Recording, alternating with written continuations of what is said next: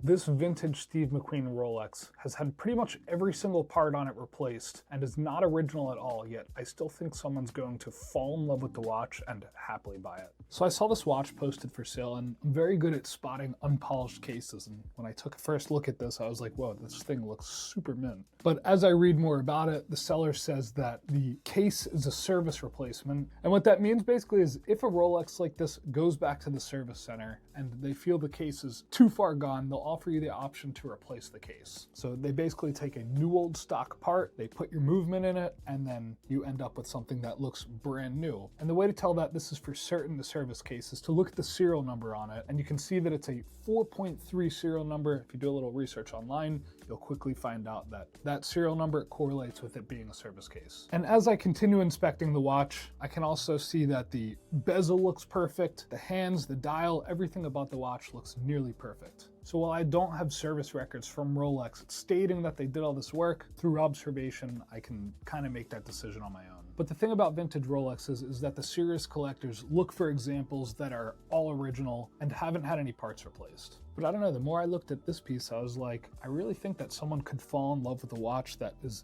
basically a brand new, restored, perfect example done by Rolex with all original parts. Before we go too much further, let's just talk about the price of this watch versus what you'd have to pay for an all original example. So this watch we can sell for $16,500, and this is a reference 1655. So for a beat up original example, you're gonna pay above $20,000, and to get something that looks like a new old stock example, I'm offering it for $16,500. And the way I personally buy things for our inventory is it has to make sense to me. So if I was the buyer in this position and I'm looking at examples and I love the look of this reference, I don't know, I feel like you're buying a certain look